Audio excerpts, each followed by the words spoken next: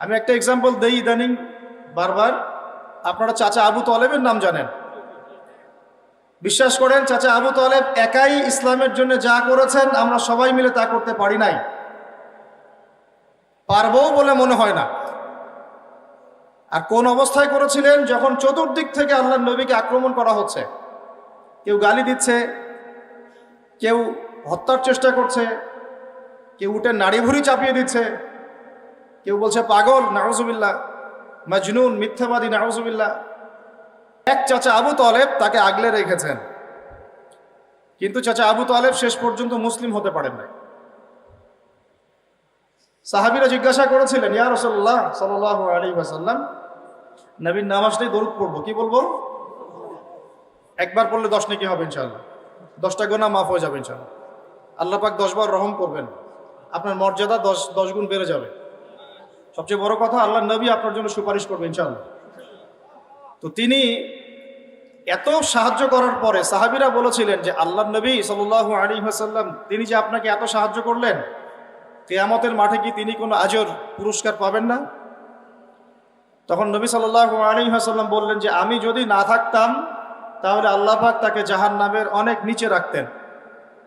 আমার কারণে আল্লাহ পাক তাকে জাহান্নামের উঁচু স্থানে রাখবেন, যাতে তার পায়ের গোড়ালি পর্যন্ত আগুনে ডুবে থাকবে, এতেই তার মগজ টকবক করে ফুটতে থাকবে।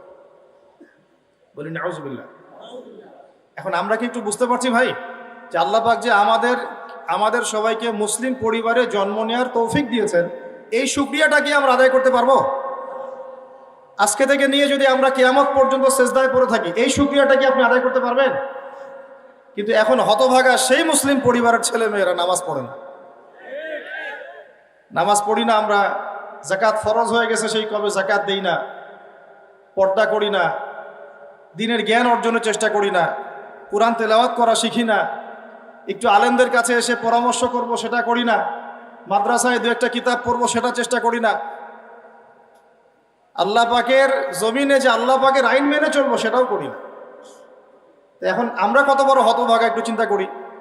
তো শুকরিয়া আদায় করতে হবে না যে আল্লাহ পাক মুসলিম পরিবারে জন্মগ্রহণ করার তৌফিক দিয়েছেন?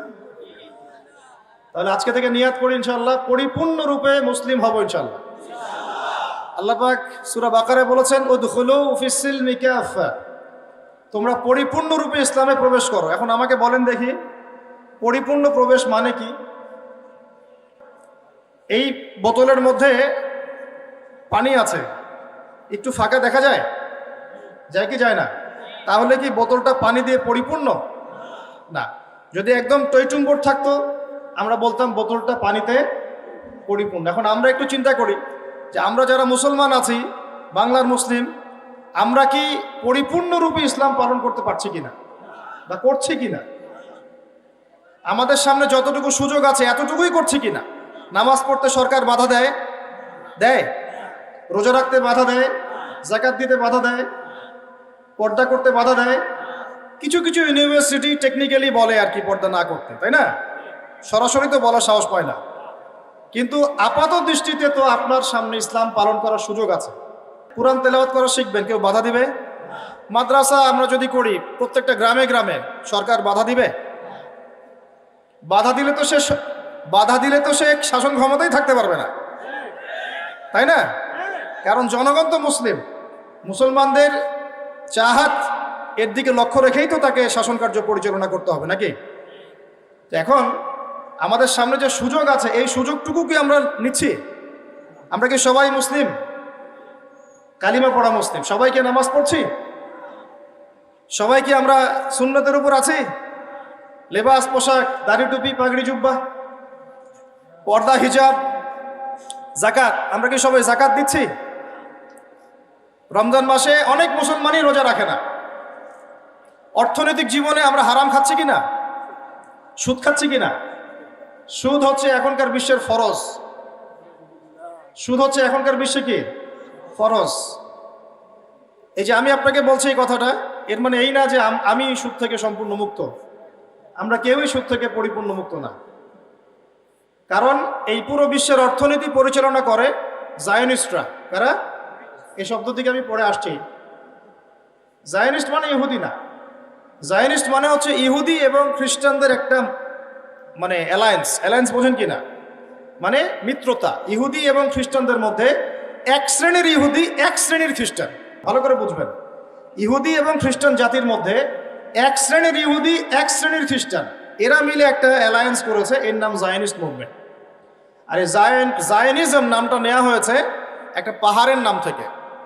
সুলাইমান আলাইহিস সালাম যেই পাহাড়ে টেম্পল নির্মাণ করেছিলেন, সেকেন্ড টেম্পল যেটা আমরা বলি, ওটাকে তারা এখন থার্ড টেম্পল বানানোর চেষ্টা করছে। ওই পাহাড়ের নাম ছিল জায়ন। ওখান থেকে এই মুভমেন্টের নাম হয়েছে জায়নিজম বা জায়নিস্ট মুভমেন্ট। আমরা আমাদের ইতিহাস ভুলে গেছি, কিন্তু তারা তাদের ইতিহাস ভুলে যায় নাই। তাদের উদ্দেশ্য হচ্ছে শুধু গাজা দখল করা নয়, তাদের উদ্দেশ্য হচ্ছে পুরো হোলি ল্যান্ডটা দখল করা। হোলি ল্যান্ডটা কি? নীলনদ থেকে ফোরাত নদী পর্যন্ত যত জায়গা আছে সবগুলোই হোলি ল্যান্ড। নীলনদ থেকে ফোরাত নদী পর্যন্ত এই পুরো জায়গার নাম হচ্ছে হোলি ল্যান্ড।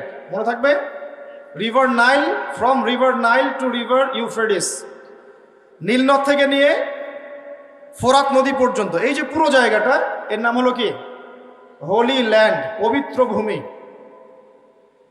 এই পুরো জায়গাটা দখল করাই তাদের প্ল্যান, গাজা দখল করা তাদের প্ল্যান নয়। শুধু এটাই দখল তারা করতে চায় না, এখানকার সব মুসলিমকে যদি তারা মেরে রক্তাক্ত করে বোমা দিয়ে উড়িয়েও দেয়, আগামীকাল তারা থেমে থাকবে না যতক্ষণ পর্যন্ত না পুরো হোলি ল্যান্ড তারা দখল করছে। আর এই কথাগুলো আমাদের মুসলিমদের মধ্যে আমার মনে হয় 90%ই জানে না। আর যাদের এই বিষয়ে সবচেয়ে বেশি পদক্ষেপ নেওয়া উচিত ছিল, এরা এখন নেইমারকে নিয়ে এসে ফুটবল খেলে, এরা ওদের সাথে তেল বাণিজ্য করে, মদের বার ওপেন করে, সিনেমা হল চালু করে, হ্যাঁ, ওকে মৌন সম্মতি দেয়, সম্পর্ক স্বাভাবিক করার চেষ্টা করে। আর যদি কিছু ভাই তাদের এই জুলুমের বিরুদ্ধে দাঁড়িয়ে যায়, তখন ওদেরকে এরা বলে এরা নাকি সন্ত্রাসী। আবার এদের কিছু লেসপেন্সার বাংলার মাটিতেও আছে, দাড়ি টুপি পাগড়ি জুব্বা নিয়ে বলবে ঘুরিয়ে ফিরিয়ে যে না, ওদের কাজটা ঠিক হচ্ছে না, সালাউদ্দিন আইয়ুবীর আকীদা ঠিক ছিল না, হামাসের আকীদা ঠিক নাই, আমার একার আকীদা ঠিক আছে, আমার কাছে আসো, জান্নাতের সার্টিফিকেট আমি দিচ্ছি, লিজ লাগলে নিয়ে যাও। ভাবখানা এমন যে আকীদা আর আমরা জীবনে শিখি নাই, আর আমাদের বাপদাদারা জীবনে আকীদা শেখে নাই। হ্যাঁ, ব্রিটিশ পিরিয়ডে আমাদের আকীদা ঠিক ছিল না, যখন এই মানুষরা বাংলাদেশে এসেছে তখন থেকে সহি আকীদা চালু হয়েছে, এর আগে সব জাল ছিল। ব্যাপারটা তাই না? লেসপেন্সার কেন বললাম? যেখানেই মুসলিম ভাইয়েরা জালেমের এগেনস্টে জিহাদ করেছে তাদেরকে এরা খারেজি বলেছে। যারা 20 বছর এই জালেমদের বিরুদ্ধে যুদ্ধ করেছে আমাদের পাশেই খোরাসানে, তাদেরকেও তারা খারেজি বলতে ছাড়ে নাই, সন্ত্রাসী বলতে ছাড়ে নাই। আমি আপনাদেরকে একটা কথা বারবার বলি, বিগত কয়েক বছর থেকে বলেছি, এখন আরো ভালো করে বলছি, শুনেন। আপনি উম্মার শান্তিপূর্ণ অবস্থায় ইমানদার আর মুনাফিক চিনতে পারবেন না। যখন উম্মার উপরে কোনো বিপদ আসবে, কোনো আপদ আসবে, ক্রান্তি লগ্ন আসবে, তখন আপনি চিনতে পারবেন কারা রিয়েল মুনাফিক আর কারা রিয়েল ইমানদার। এখন কি কিছু স্পষ্ট হচ্ছে? এরাই আমাদেরকে আগে খারেজি বলতে, কয়দিন আগে যারা বলছে যে সালাউদ্দিন আইয়ুবী রাহিমাহুল্লাহ, আল্লাহ তার আত্মার উপর রহম করুন, আল্লাহ পাক তাকে জান্নাতুল ফেরদাউস দান করুন, যিনি ক্রুসেডারদের হাত থেকে 1187 সালের দিকে, প্রথম ক্রুসেড হয়েছে 1099 সালের দিকে, মানে ওদের পোপ মানে বোঝেন কিনা, ধর্মযাজক, এরা খ্রিস্টানদেরকে উস্কে দিয়েছিল জেরুজালেম দখল করার জন্য, এটাকে প্রথম ক্রুসেড বলা হয়। তো তখন তারা জেরুজালেম দখল করে ফেলে, এই জেরুজালেম যার কথা বলছে, এর মাত্র কয়েক বছর পরেই, 1 শতাব্দীর মধ্যেই সালাউদ্দিন আইয়ুবী রাহিমাহুল্লাহ তিনি এই জেরুজালেমটাকে মুক্ত করেন, কুফফারদেরকে ওখান থেকে বের করেন, পবিত্র ভূমি মুসলিমদের জন্য উন্মুক্ত করেন, আলহামদুলিল্লাহ। তো এখন কিছু মানুষ বলছে উনার আকীদা ঠিক ছিল না, উনার আকীদা আমল ঠিক ছিল না, বলছে আল্লাহ তো জালেমকে দিয়েও সাহায্য করতে পারে, সুবহানাল্লাহ। মানে যারা জিহাদ করে কাফেরদেরকে মুসলিম ভূমি থেকে বের করে আমাদের জেরুজালেম আমাদের জন্য উদ্ধার করলো, ওদের আকীদা ঠিক নাই, তোমার আকীদা ঠিক আছে। আর কি বলবো বলেন? কিছু বলতে গেলে আমি হাইপার হয়ে যেতে পারি, বেশি কথা বলতে গেলে বেশি বলে ফেলতে পারি, আর আমাদের ওস্তাদরা বলেন যে বেশি বলার দরকার নেই, তাজকিয়া নষ্ট হয়। আপনি যখন বেশি রাগ হবেন তখন দেখবেন আপনার তাজকিয়া নষ্ট হয়ে গেছে। বুঝতে পারছেন না কথা? কিন্তু কিছু কিছু ক্ষেত্রে তো বলতে হয়। মূল কথাটায় আসছি, এই বিশ্বে এখন সুদটা ফরজ হয়ে গেছে। কারা ফরজ করেছে? এই জায়নিস্টরাই। ওয়ার্ল্ড ব্যাংক কাদের? জায়নিস্টদের। IMF কাদের আন্ডারে? জায়নিস্টদের আন্ডারে। ফেডারেল রিজার্ভ ব্যাংক কাদের আন্ডারে? জায়নিস্টদের আন্ডারে। স্টেট অফ ইসরায়েল কাদের আন্ডারে? জায়নিস্টদের আন্ডারে। ইউনাইটেড নেশনস কাদের আন্ডারে? জায়নিস্টদের আন্ডারে। পুরো ওয়ার্ল্ডের বড় বড় মিডিয়া, প্রযুক্তি, অস্ত্রশস্ত্র, আপনার মিলিটারি ওয়েপেন্স, ন্যাটো, এগুলো কাদের আন্ডারে? সব জায়নিস্টদের আন্ডারে। এই কথাগুলো আপনার আম জনগণের মধ্যে সবাই বুঝতে না পারলেও শিক্ষিত মহল ঠিকই বুঝতে পারে, এবং তারা বুঝলেই যথেষ্ট। তারা বুঝলেই যথেষ্ট। আস্তে আস্তে আপনারাও বুঝবেন ইনশাআল্লাহ। এরা কারা?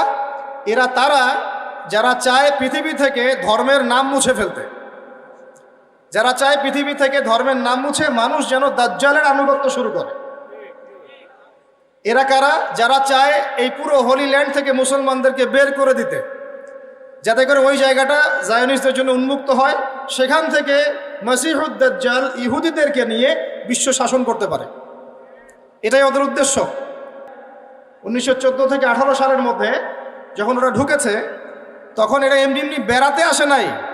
এরা এসেছে এই উদ্দেশ্য নিয়ে যে পুরো হোলি ল্যান্ডটা আমাদের চাই, ওটা পেয়ে গেলে ওখান থেকে আমরা বিশ্ব শাসন করব। এদিকে কি ওরা যাচ্ছে কি যাচ্ছে না? আর আমরা কি করছি বললাম? ওই যে নেইমার দিকে ফুটবল খেলছি। আমরা কি করছি? আমরা মাশাআল্লাহ তেল বিক্রি করছি ওদের কাছে। আমরা ওদের কাছ থেকে পেট্রোডলার চুক্তি করেছি, ওদের সাথে বন্ধুত্ব করার চেষ্টা করছি। আর আল্লাহ পাক কোরআনে বলেছেন লা তাত্তাখিযুল ইয়াহুদা ওয়ান নাসারা আউলিয়া, ওই আয়াতটা থাক। ওটা খালি তেলাওয়াতের জন্য, আমল করার জন্য না। আমার কথা কি বুঝতে পারছেন? ওলামায়ে কেরাম তো নিশ্চয়ই বুঝতে পারছেন। তো এখন আমি যে বললাম যে সুদভিত্তিক অর্থনীতির সাথে আমরা যেন সম্পৃক্ত না হই, হারাম না খাই, ঘুষ না খাই, বা হারাম রিজিকে না যাই, তাহলে ইবাদত কবুল হবে না। আদতে আমরা সবাই কোনো না কোনোভাবে সুদ খাচ্ছি, কারণ পুরো সিস্টেমটাই সুদভিত্তিক। এখন এখান থেকে আমাদের উদ্ধারের পথ কি? একটা আয়াত আমি বলতে চাই, যেটাতে আপনি আশ্বস্ত হবেন কিছুটা। আল্লাহ পাক বলেছেন সূরা তালাকের মধ্যে যে ফাত্তাকুল্লাহা মাস্তাতাতুম, ফাত্তাকুল্লাহা মাস্তাতাতুম, তোমরা সাধ্য মতো আল্লাহকে ভয় করো। মানে ইচ্ছা করে আপনি সুদের সাথে সম্পৃক্ত হয়েন না। অনিচ্ছাকৃত যদি লেগে যায় গায়ে ছিটা ফোটা, আল্লাহ মাফ করে দিবেন ইনশাআল্লাহ। তাহলে ভাই আমরা যে মুসলিম পরিবারে জন্ম নিয়েছি, শুকরিয়া আদায় করতে হবে কিনা? তাহলে নামাজ পড়বো কিনা? রোজা রাখবো কিনা? পর্দা করবো কিনা? আমাদের পরিবারকে পর্দা রাখবো কিনা? বাচ্চাদেরকে আমরা কোরআন সুন্নাহ শেখাবো কিনা? আমরা নফল ইবাদত বাড়াবো কিনা? যাকাত দিব কিনা? বাংলাদেশে কিচ্ছু লাগবে না, কোনো বৈদেশিক ঋণেরও দরকার নাই, শুধু আপনারা যাকাত দেওয়া শুরু করেন। আমাদের স্যার আছে এখানে, উনি এই কথাগুলো আর উঁচু লেভেল পর্যন্ত পৌঁছাতে পারবেন। আমরা তো সব জায়গায় পৌঁছাতে পারবো না। কোনো বৈদেশিক ঋণের দরকার হবে না যদি আমি যাকাত দেওয়া শুরু করি। যাকাতের খাত কয়টা? 8টা। কয়টা? 8টা। খাতগুলো খুঁজে খুঁজে বের করেন, মুফতি সাহেবদের সাথে পরামর্শ করেন, দেখেন শুধু যাকাতের টাকা দিয়েই দেখবেন দারিদ্রতা দূর হয়ে গেছে ইনশাআল্লাহ। এটা প্রমাণিত অর্থনীতি, এটা কোনো কাল্পনিক অর্থনীতি নয়। আপনি উমর রাদিয়াল্লাহু আনহুর যুগে খুঁজে খুঁজে কোনো ফকির মিসকিন পাবেন না। পাবেন? উসমান রাদিয়াল্লাহু আনহুর যুগে আপনি খুঁজে খুঁজে মিসকিন পাবেন না। তাহলে তাদের সময় কিভাবে সম্ভব হলো, এখন কেন হয় না? কারণ হচ্ছে আমরা একে তো সুদভিত্তিক অর্থনীতির মধ্যে আছি, 1, 2 আমরা ওই যে পশ্চিমাদের এবং জায়নিস্টদের ঋণের জালে পড়ে গেছি, 2, আর 3 হচ্ছে আমরা যাকাত ছেড়ে দিয়েছি। মাঝে মাঝে আমরা দেই টুকটাক যাকাত মসজিদে, মাদ্রাসা, এখানে ওখানে, আর মনে করি যে আমি পাক্কা মুসলমান হয়ে গেছি। প্রথম নসিহত আজকের, আল্লাহ পাক আমাকে আমল করার তৌফিক দান করুন, আপনাদের সবাইকে তৌফিক দান করুন। উদখুলু ফিস-সিলমি কাফা, তোমরা পরিপূর্ণরূপে ইসলামে প্রবেশ করো। যতদিন পর্যন্ত আমরা পরিপূর্ণ মুসলমান না হচ্ছি, পুরো বিশ্বে মায়ের খাওয়া বন্ধ হবে না। যে মুসলমান নামাজ পড়ে না, সে কেন মায়ের খাবে না আমাকে বুঝান। যে মুসলমানের নৈতিকতা নাই, 10টা টাকার জন্য ইমান বিক্রি করতে পারে, সে কেন মায়ের খাবে না? যে বোন পর্দা করার ফুরসতই পাচ্ছে না, তার কাছে মনে হচ্ছে দেহের প্রদর্শনী মনে হয়, এটাই মনে হয় ভালো, তো সে কেন মায়ের খাবে না? কেন ধর্ষণের শিকার হবে না আমাকে বুঝান। যখন আমরা হারাম খাচ্ছি, কিভাবে আমাদের দোয়া আরো সে আজিমে পৌঁছাবে আমাকে বুঝান। আর যখন আমরা রাষ্ট্রীয়ভাবে জাতিগতভাবে আল্লাহর হুকুম আহকাম বিধানকে পাশ কাটিয়ে মানবরচিত বিধান চর্চা করছি, আল্লাহর রহমত কিভাবে নেমে আসবে আমাকে বোঝান। কোন অপশন আছে? একটা বিষয়ে কান খুলে শুনে রাখেন, আসন্ন সময়গুলোতে এই বিশ্বে শুধুমাত্র ইসলাম থাকবে, আর কিচ্ছু থাকবে না। আল্লাহ পাক এমন একটা প্রজন্ম অচিরেই নিয়ে আসবেন যারা এই রকম ইসলাম পালন করবে না, যারা 100% ইসলাম পালন করবে ইনশাআল্লাহ। তারা পরিপূর্ণ মুসলমানও হবে, ইসলামও পরিপূর্ণরূপে পালন করবে, আল্লাহর পথে দাওয়াতি কাজও করবে, প্রয়োজন হলে জিহাদও শরীক হবে। তখন দেখবেন ইনশাআল্লাহ এমন একটা প্রজন্ম আসছে, ওই প্রজন্মের কাছে এই জায়নিস্টরা বলেন আর পশ্চিমারাই বলেন, কেউ পেরে উঠবে না ইনশাআল্লাহ। আমি খোলামেলা কথা বললাম একদম, এই প্রজন্ম সামনে আসছে ইনশাআল্লাহ। আল্লাহ নবী বলেছেন এমন একটা জৈশ আসবে, যেই জৈশ ফালা নি'মাল আমিরু আমিরুহা ওয়ালা নি'মাল জাইশু যালিকাল জাইশ, কতই না উত্তম সেই বাহিনীর আমির আর কতই না উত্তম সেই সেনাবাহিনী।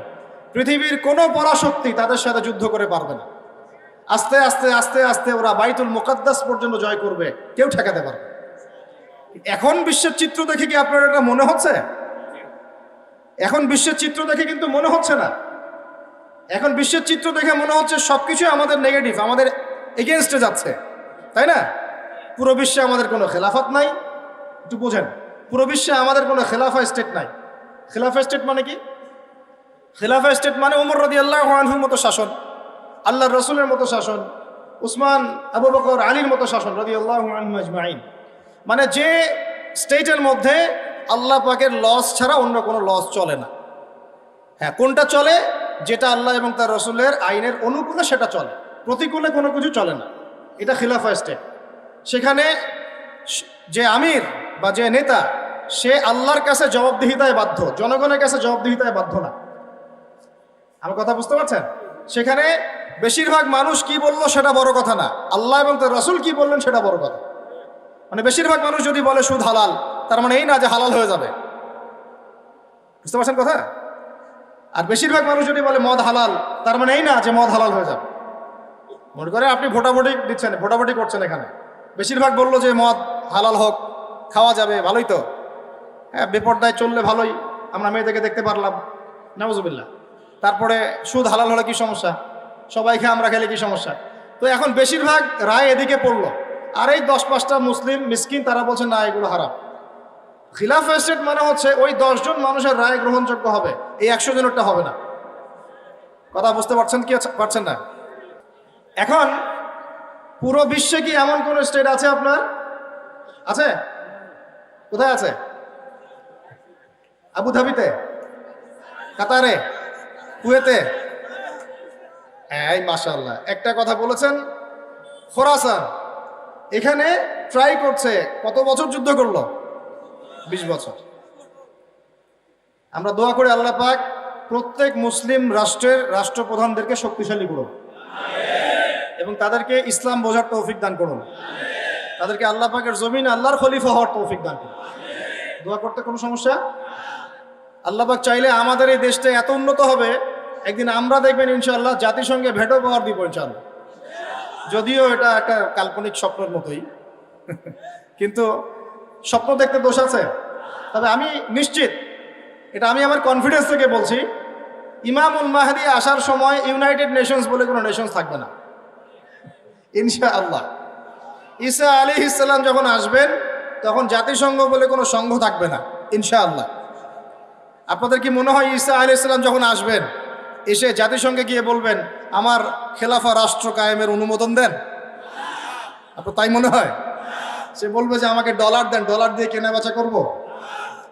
হ্যাঁ, সে বলবে যে আপনার রেজুলেশন পাস করেন, আমি প্যালেস্টাইন থেকে, জেরুজালেম থেকে ইসলামী খেলাফত কায়েম করতে চাই, আমাকে সমর্থন দেন।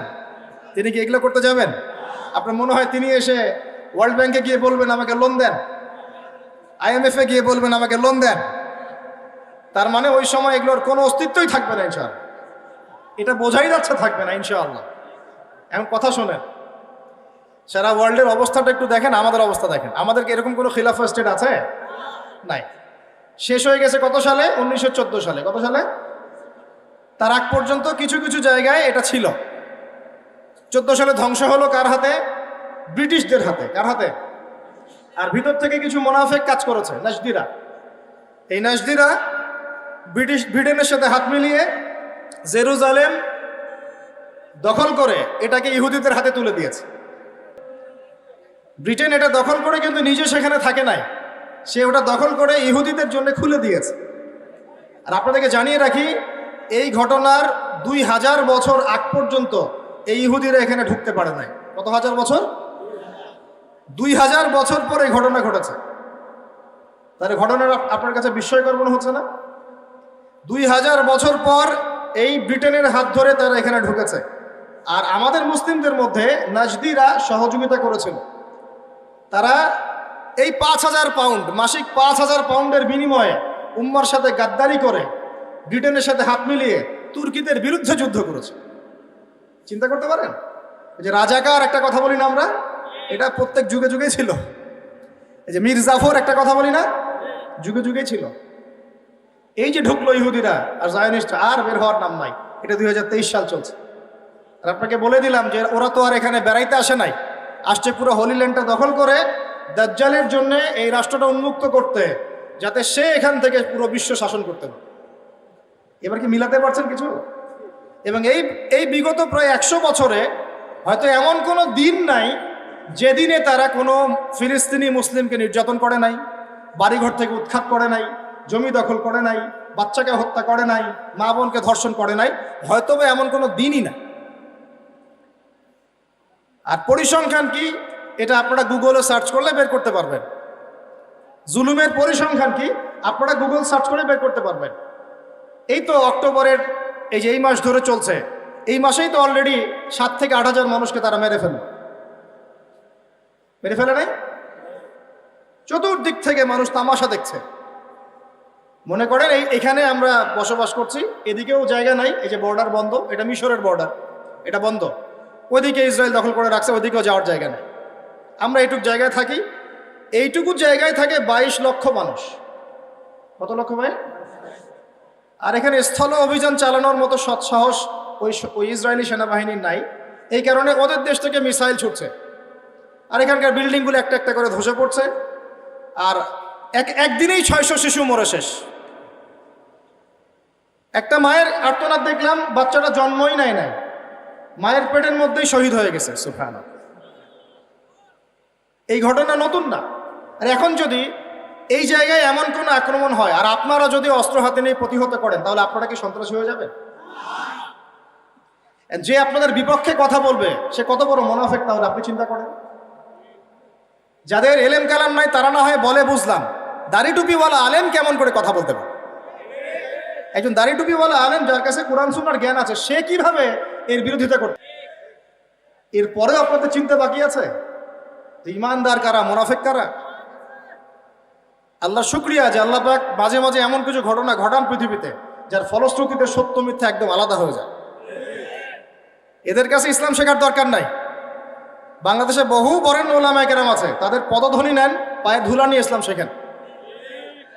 আমি একটা জিনিস লক্ষ্য করছি, বাংলাদেশের নির্দিষ্ট একটা ঘরানার মধ্যে এই ধরনের আলেমদের সংখ্যা বেশি। সব ঘরানায় না, একটা নির্দিষ্ট ঘরানার মধ্যে। কেন এই ঘরানার মধ্যে, এটাও চিন্তা করে বের করার চেষ্টা করলাম। কারণ ওই ঘরানার মানুষরা ভিতরে ভিতরে মাশাআল্লাহ একটা জিহাদি জজবা লালন করত। আমাদের ওলামায়ে দেওবন্দ ব্রিটিশ পিরিয়ডে যা যা করেছে এটা তো আপনারা জানেনই। ওই ঘরানার ভিতরে এমন কিছু মানুষ মানে দিন দিন তৈরি হচ্ছিল যারা দাওয়াত, জিহাদ, একামতে দিন এই কনসেপ্টগুলো লালন করত।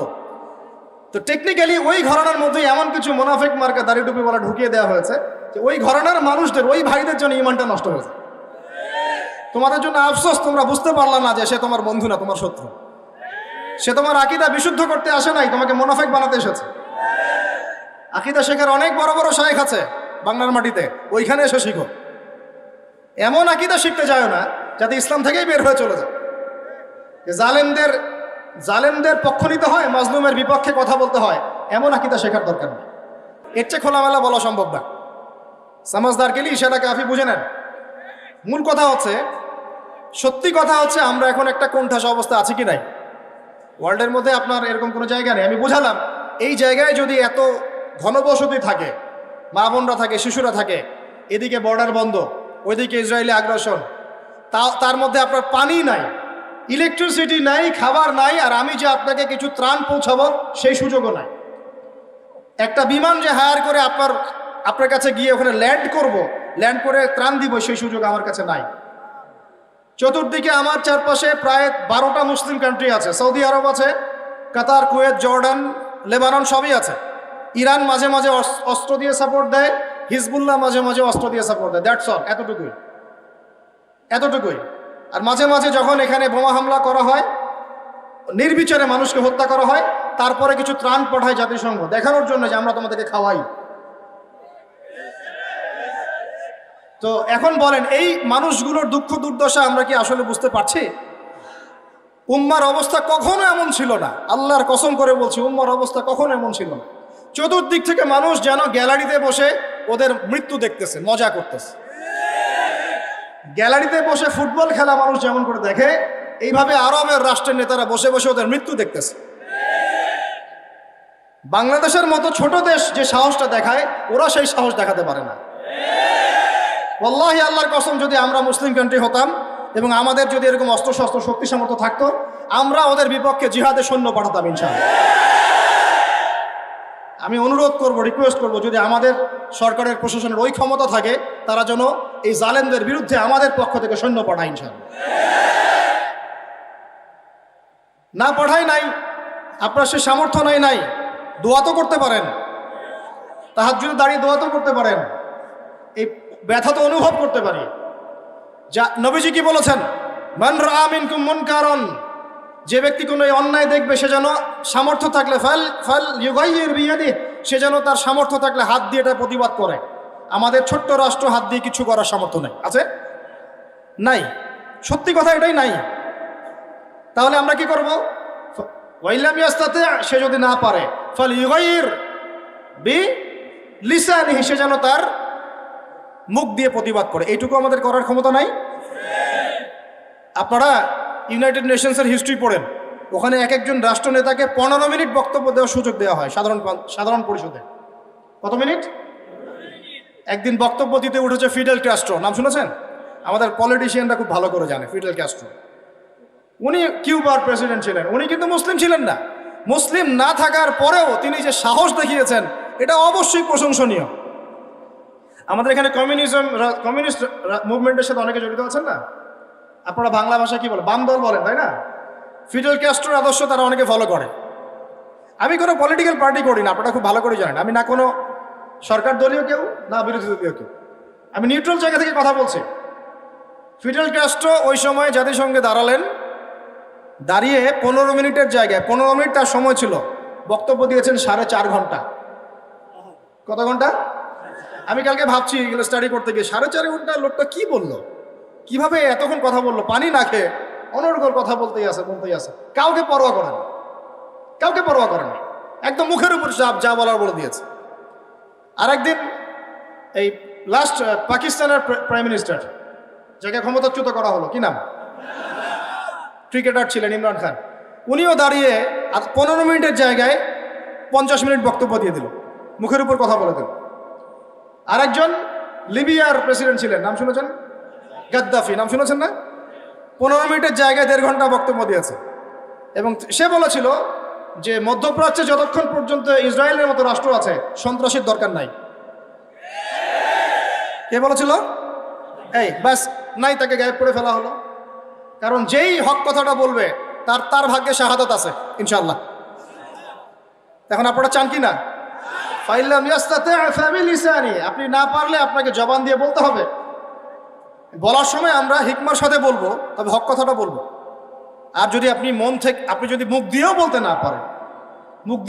না পারেন ফাবিকলবিহি, তাহলে অ্যাটলিস্ট অন্তর থেকে ঘৃণা তো করতে হবে। চতুর্দিক থেকে আরবরা বসে বসে ওদের মৃত্যু দেখতেছে, এটা কি মনের ঘৃণার পর্যায়ে পড়ে?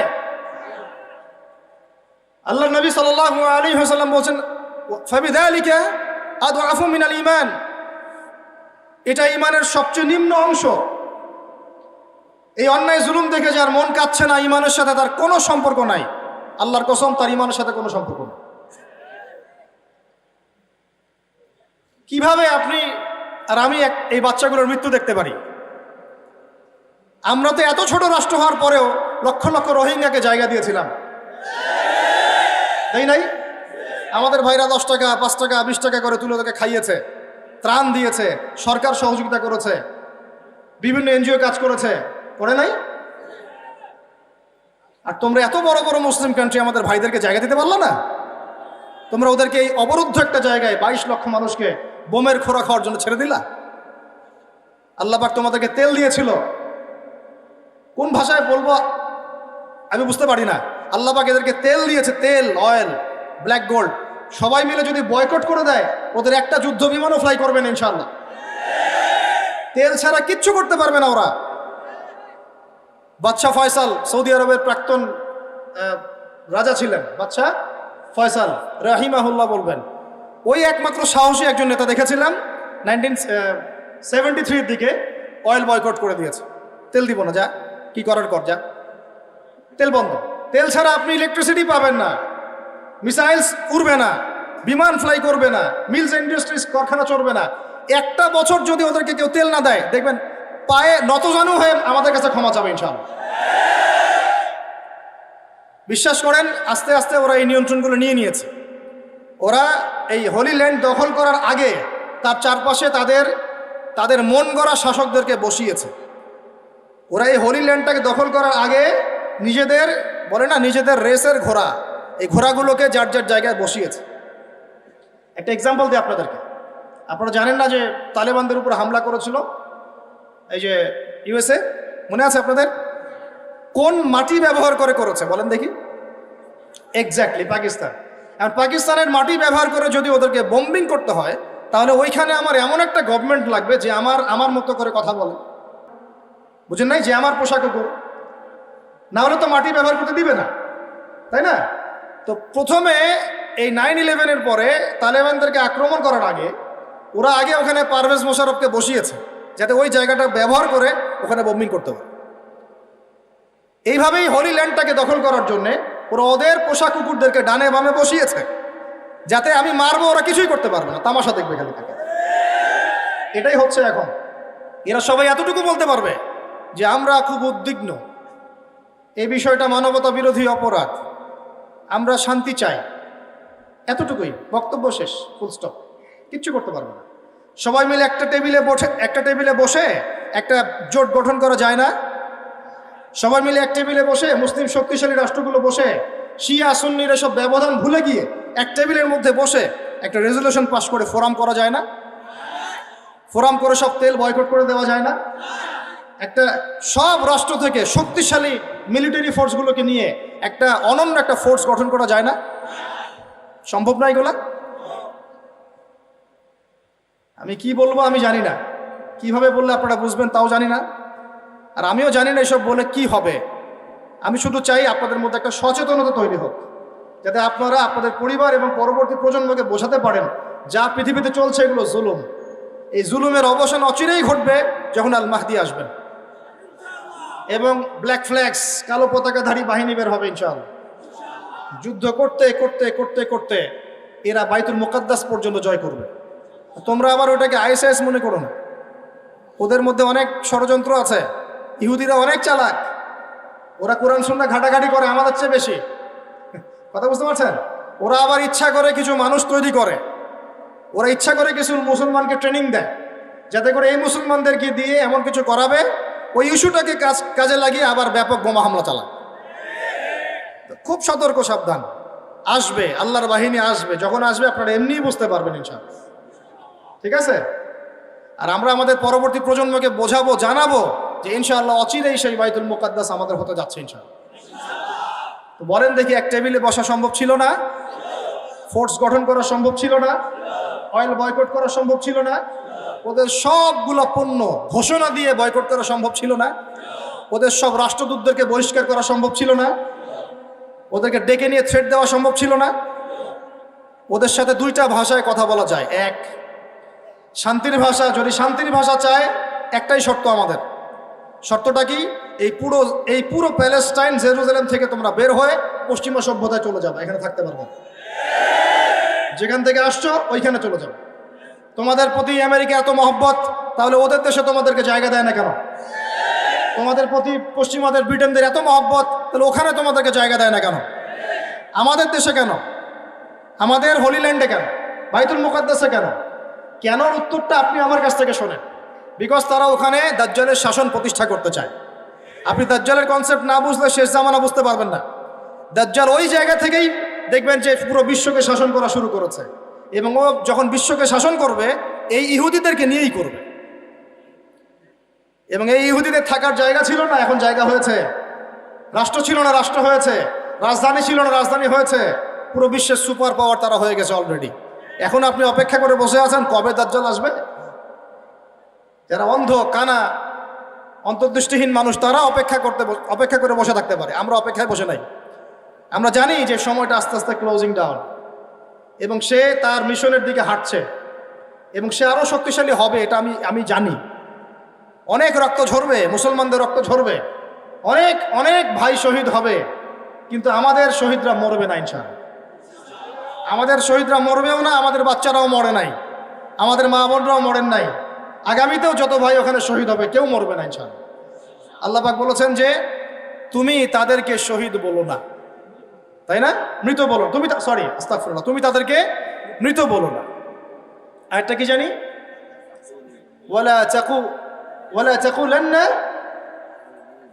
ولا تقولوا لمن يقتل في سبيل الله أموات ولا تقولوا لمن يقتل في سبيل الله أموات بل أحياء ولكن لا تشعرون।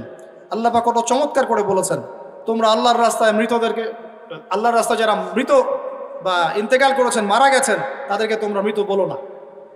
আল্লাহর রাস্তায় যারা নিহত হয়েছে তাদেরকে তোমরা মৃত বলো না, বরং তারা জীবিত, তোমরা বুঝতে পারো না। অন্য আয়াতে আছে তাদেরকে রিজিক দেয়া হয়, তাদেরকে রিজিক দেয়া হয়। জাফর ইবনে আবি তালেব রাদিয়াল্লাহু আনহু আল্লাহর নবীর আপন চাচাতো ভাই, চাচা আবু তালেবের ছেলে। আলী ইবনে আবি তালেব, জাফর ইবনে আবি তালেব। জাফর ইবনে আবি তালেব রাদিয়াল্লাহু আনহু যুদ্ধ করতে গিয়েছেন, মোতার যুদ্ধে। কোন যুদ্ধ? আল্লাহর নবী তিনজনকে সেনাপতি বানালেন, যায়েদ ইবনে হারেসা, আব্দুল্লাহ বিন রাওয়াহা এবং জাফর ইবনে আবি তালেব। কোন যুদ্ধে তিনটা অধিনায়ক লাগে নাকি? একজন লাগে। তাহলে সাহাবীরা বুঝে ফেললেন যে আমরা এই যুদ্ধে গেলে শহীদ হব নিশ্চিত। কথা বুঝতে পারছেন? সবাই বিদায় নিয়ে চলে গেলেন। ওদের সৈন্য সংখ্যা প্রায় 2 লক্ষ। কত লক্ষ? মুসলিমদের সৈন্য সংখ্যা মাত্র 3000, মাত্র 3। আল্লাহ নবী বললেন, যদি যায়েদ ইবনে হারেসা শহীদ হয়, আব্দুল্লাহ বিন রাওয়াহা তুমি পতাকা নিয়ে নিও। আব্দুল্লাহ বিন রাওয়াহা যদি শহীদ হয়, তাহলে জাফর তুমি পতাকা নিয়ে নিও। জাফরও যদি শহীদ হয়, তাহলে তোমাদের মধ্যে কোনো একজনকে তোমরা আমির বানিয়ে নিও। পরে আমির বানানো হয়েছিল সাইফুল্লাহিল মাসলুল খালেদ বিন ওয়ালিদ রাদিয়াল্লাহু আনহু, এবং তার হাতেই বিজয়টা হয়েছিল। পরে 3000 সৈন্য নিয়ে তিনি 2 লক্ষ সৈন্য ঠেকিয়ে দিয়েছেন। সুবহানাল্লাহ। তো জাফর রাদিয়াল্লাহু আনহু যখন শহীদ হন, প্রথমে তার ডান হাত পড়ে যায়। ডান হাত পড়ে গিয়ে বাম হাত দিয়ে তরোয়াল চালানো শুরু করলেন। ওই যুদ্ধ তখন সত্যিকারের যুদ্ধ ছিল, এই তোমাদের মতো কাপুরুষের যুদ্ধ না, যে 100 মাইল দূর থেকে মিসাইল ছুড়বো আর এখান থেকে আমি ঠাস করে মরে যাব। তখনকার যুদ্ধ ছিল ম্যান 1-on-1 ব্যাটল। তুমি সামনে অস্ত্র নিয়ে আসো, আমি সামনে অস্ত্র নিয়ে গেলাম, এরপরে দেখি কার কত ক্ষমতা। এমন ছিল না বিষয়টা? 1-on-1 ব্যাটল ছিল। আর তখন সাহাবীরা ছোটবেলা থেকেই এগুলোতে প্রশিক্ষিত ছিলেন। নতুন না বিষয়গুলো, তারা ছোটবেলা থেকেই প্রশিক্ষিত ছিলেন, তীরন্দাজ ছিলেন, ঘোড়সাওয়ার ছিলেন, তখনকার যুগের প্রেক্ষাপটে। তো তারপর তিনি বাহাতে তরোয়াল চালানো শুরু করলেন। এক পর্যায়ে বাহাতে পড়ে গেল। এরপর এই থুতনি দিয়ে তিনি পতাকাটা ধরে রাখছেন এভাবে। মোতার যুদ্ধের ইতিহাসটা পড়ে দেখেন, থুতনি দিয়ে এভাবে পতাকাটা ধরে রাখছেন। পতাকার মান, পতাকার সম্মান। আর সেই পতাকা আমাদের হাত থেকে পড়ে গেল, আরবের লোকজন তাকায় তাকায় দেখতেছে, সারা মুসলিম বিশ্ব তাকায় তাকায় দেখতেছে। এই গুনাহের ভার আল্লাহর কসম আপনার আমার সবার উপর বর্তাবে, কোনো উপায় নাই, সবার উপর বর্তাবে। আল্লাহ যেন মাফ করেন। আল্লাহ পাক মাফ করবেন না। আমি আল্লাহকে চিনি, আল্লাহ পাক মাফ করবেন না এভাবে, যতক্ষণ পর্যন্ত না আল্লাহ পাক এগুলোর হিসাব নিচ্ছেন। কারণ ওলামায়ে কেরামকে জিজ্ঞাসা করে দেখেন, একটা মুসলিম রাষ্ট্রে যদি একজন মুসলিম নারীকে ধর্ষণ করা হয়, উঠিয়ে নিয়ে চলে যাওয়া হয়, রেপ করা হয়, অথবা একজন মুসলিম ভাইকে নির্মমভাবে হত্যা করা হয়, তাহলে ফতোয়া কি করা উচিত? তখন সবাই মিলে ওই জালেমের বিরুদ্ধে দাঁড়ানো ফরজ। যদি সে দাঁড়াতে না পারে তার প্রতিবেশী দাঁড়াবে, সে না পারলে তার প্রতিবেশী দাঁড়াবে, আর যখন সেও পারবে না পুরা উম্মাহ একসাথে মিলে দাঁড়াতে হবে। সেটা কি হয়েছে? করতে পেরেছি? পতাকা ধরে রাখলেন এইভাবে, পতাকা পড়তে দিলেন না। এক পর্যায়ে এক কাফেরের তরবারের আঘাতে তার শরীরটা দ্বিখণ্ডিত হয়ে গেল। এদিকে মদিনায় নবী সাল্লাল্লাহু আলাইহি ওয়াসাল্লাম খবর পেয়ে গেলেন। খবর পেয়ে বলছেন, এইমাত্র জাফর শহীদ হলো, এইমাত্র জাফর শহীদ হলো। সুবহানাল্লাহ। তখন তার চোখ দিয়ে পানি পড়ছে। তিনি জাফরের বাসায় চলে গেলেন, ছুটে চলে গেলেন জাফর ইবনে আবি তালিবের বাসায়। তার ছোট ছোট বাচ্চা ছিল। আপনার আমার বাচ্চা নাই? ছোট ছোট বাচ্চা, তাদেরকে বুকে জড়িয়ে কান্নাকাটি করছেন। সাহাবীরা বলছেন, ইয়া রাসূলুল্লাহ, আপনি আল্লাহর রাসূল হয়ে কান্নাকাটি করছেন? নবীজি বলে, এটা আল্লাহর রহমত, এটা আল্লাহর রহমত। যে কাঁদতে পারে না তার মন তো পাষাণ। জাফর শহীদ হয়ে গিয়েছে। তারপরে তিনি হাসলেন, আমাদের নবী হেসে উঠলেন। সাহাবীরা বললেন যে আপনি একটু আগে কাঁদলেন, এখন হেসে উঠলেন? নবীজি বললেন, এই মাত্র আমি দেখলাম যে জাফরকে দুজন ফেরেশতার মাধ্যমে আমার সামনে দিয়ে নিয়ে যাওয়া হলো। আমি দেখলাম জাফর জান্নাতে, তার দুই হাত, যে দুই কাটা হাত, এই দুই কাটা হাতের বদৌলতে আল্লাহ পাক তাকে জান্নাতে দুইটা পাখা দিয়েছে, সে জান্নাতে উড়ে বেড়াচ্ছে, ফল খাচ্ছে। এই দৃশ্য দেখে আমি হেসে উঠলাম। তা আমি এই জন্য বলছি, আমাদের শহীদরা মৃত নয়, আমাদের শহীদরা মৃত নয়। আমাদের এই মা, বোন, শিশু, নারী যাদেরকে মেরে ফেলা হয়েছে, এরা কেউ মৃত নয়। ইনশাআল্লাহ তারা জীবিত আছে। এবং তারা এখন আল্লাহ পাককে কি বলছেন জানেন? তারা আল্লাহকে বলছেন, আল্লাহ আমাদেরকে আরেকবার ফিরিয়ে দাও, আরো একবার এদের বিরুদ্ধে যুদ্ধ করে যেন শহীদ হয়ে আসতে পারে। এখন অবস্থা একটু বোঝেন। পুরো বিশ্বে এরা শক্তিশালী কি না? শক্তিশালী, এটা স্বীকার করতে হবে। কারণ ওদের সাথে পুরো পশ্চিমারা আছে, ন্যাটো আছে, ইউনাইটেড নেশনস আছে, ব্যাংকিং সিস্টেম আছে, ওদের পারমাণবিক অস্ত্র আছে, হ্যাঁ, ওদের বড় বড় নিউক্লিয়ার মিসাইলস আছে, ওদের মিডিয়া আছে, মিডিয়া দিয়ে প্রোপাগান্ডা চালায়, মানুষের ব্রেন ওয়াশ করে রেখে দিতে পারে। ওদের অর্থনৈতিক ক্ষমতা আছে, যে কাউকে অর্থনৈতিক অবরোধ দিয়ে দিতে পারে।